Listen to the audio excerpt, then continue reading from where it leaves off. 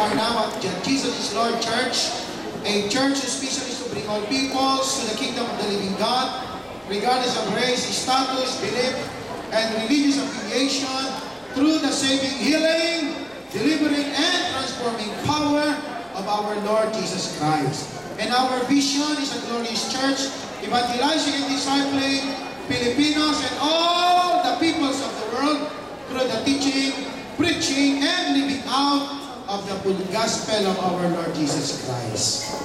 And our 5 core values: passionate love for God, love and compassion for others, integrity, faithfulness, and excellence. Let's open our Bible in Jeremiah chapter 30, beginning verse 18 to verse 21. The short message I would like to share to you is titled, Give Thanks for the Lord Added. Verse 18. This is what the Lord says, I will restore the fortunes of Jacob's tents and have compassion on his dwellings. The city will be rebuilt on her ruins, and the palace will stand in its proper place. From them will come songs of thanksgiving and the sound of rejoicing. I will add to their numbers, and they will not be decreased. I will bring them honor, and they will not be disdained. Next verse.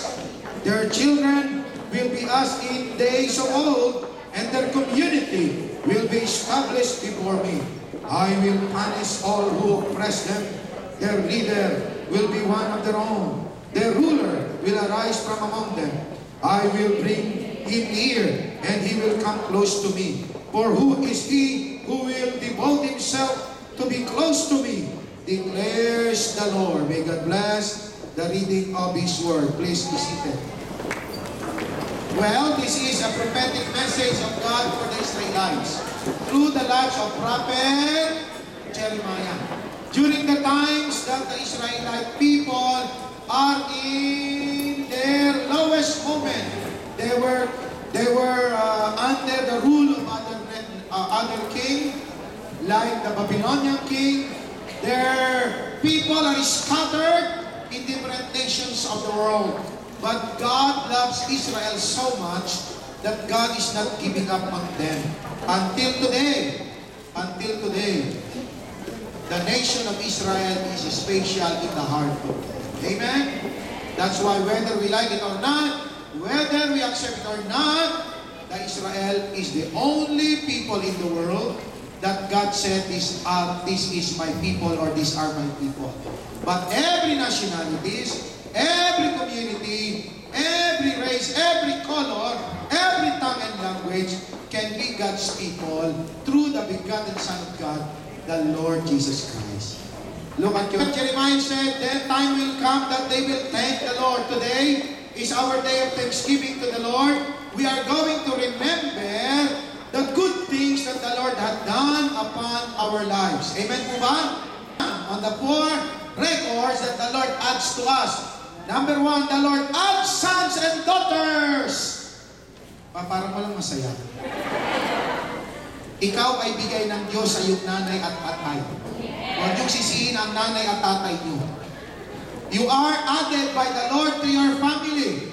Because it's the Lord who adds biologically.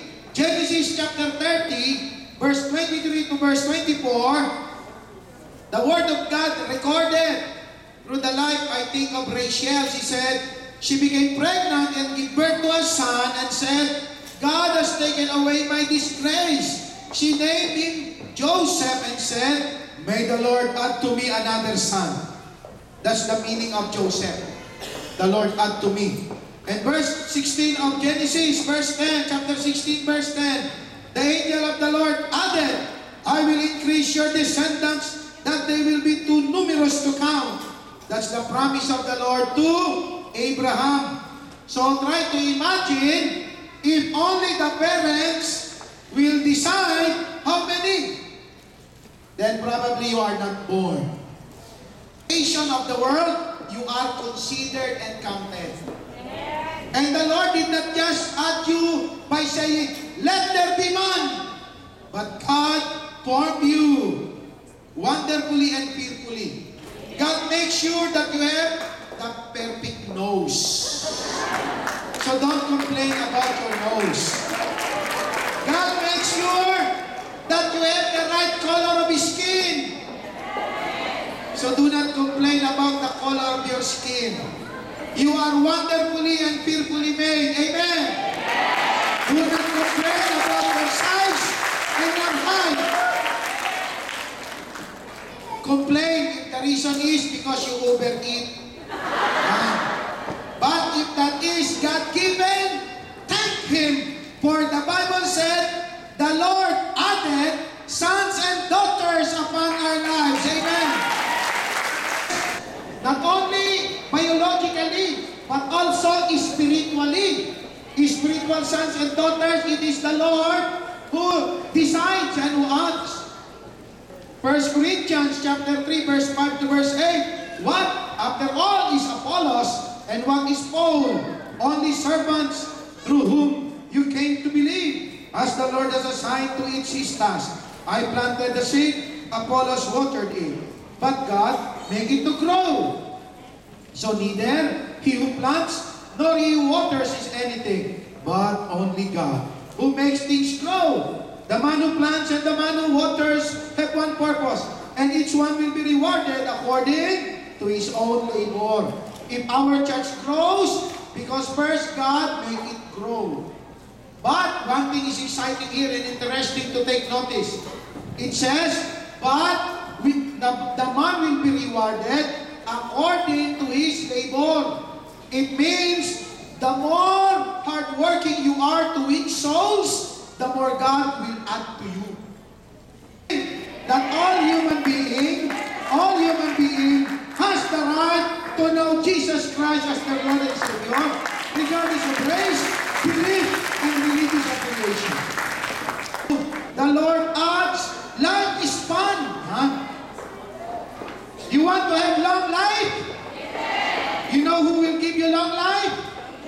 Not the multivitamins, though I drink multivitamins. Not the food supplement. Those things are good. But you know who gives lifespan? Matthew chapter 6 verse 27 says, who of you by worrying can add a single hour to his life? So worrying is not going to give you long life. But look at this verse in 2 Kings chapter 20, verse 4 to verse 6. Before Isaiah has left the middle court, the word of the Lord came to him. Go back and tell Hezekiah, the leader of my people, this is what the Lord, the God of your father David says. I have heard your prayer and seen your tears. I will heal you. On the third day from now, you will go up to the temple of the Lord. I will add 15 years to your life. And I will deliver you and this city from the hand of the king of Assyria. I will defend this city for my sake and for the sake of my servant David. Who adds life? God. Hezekiah, the king, was advised by prophet Isaiah. Isaiah reported to him and said, King, the Lord says to you, prepare your house, prepare your funeral, because tomorrow you will die. But what Hezekiah did, Hezekiah prayed, he knelt down and said, God, remember me. Remember the things I have done for you. Please, Lord, I don't want to die yet. And God said to Isaiah, go back to King Hezekiah and tell him, I heard your prayer. And I will heal you. And I will give you 15 years additional life. Wow. That's why, if the doctor says to you, hanggang bukas ka na lang, you're done, you're going to die soon, instead of complaining and worrying, you go back to your prayer closet, you kneel down and say, God, I don't want to die yet. No matter what your problem, no matter what your sickness, no matter what your situation in life, don't think of dying because you are not for it. You are bound to be blessed by the living God because He promised that with long satisfied life, not just long life, but long satisfied life. Before I close, the Lord adds blessing to the faithful. Everybody say, the Lord adds blessing.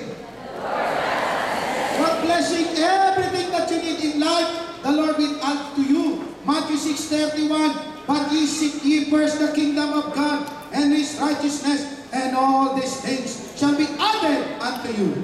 What are all these things? All the concerns of men, the food, the money, the water, the clothes, the housing, the shelter, the car, everything that you need shall be added. You should not work for that, but work for something which is seek first His kingdom and His righteousness. What is the secret for the Lord to add to you the blessing? Seek Him first.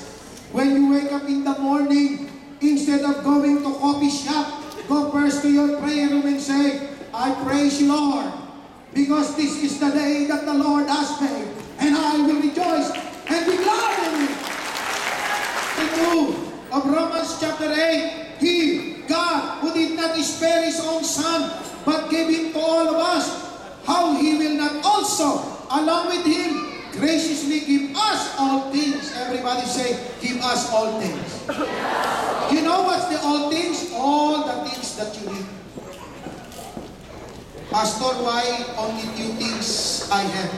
Because only few things you deserve. If you want God to increase your blessing, increase more of seeking Him first. Pray every day, read your Bible, no matter how busy you are. Seek Him first.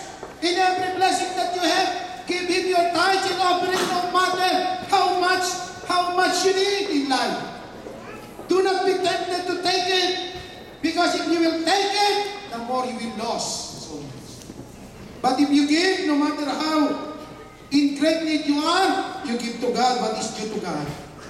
And God promised, I will give you and add to you all the things that you need, including capability to pay all your debts. Amen? Always thinking of blessing us. Now in return, we need to plan and to think how to bless God. And the Bible is teaching us, seek ye first the kingdom. And in the kingdom, the king. Are you with me? Last part. The Lord adds curse to those who pollute His word. Also adds curse. That's why it's very important for us to understand, if we don't want our life to be cursed, then we need to live according to the Word of God. Revelation chapter 22, 18 to 19. I warn everyone who hears the words of this prophecy, of this book, if anyone adds anything to them, God will add to him the plagues described in this book. And if anyone takes away words from this book of prophecy, God will take away from him his share in the tree of life and in the holy city, which are described in this book. So it's very, very, very important, if you want your life that the Lord adds to you, family members, spiritual and physical, add to you long satisfied life, add to you blessings, you don't need to add anything to His Word in your practice of life. Are you with me? We need to live according to the precepts, will, and principles of God, so that instead of being added of curse, the Lord will add to us blessing. The God I know, righteous and holy. The God I know, faithful and true. The God I know, my tower of refuge, has a healer.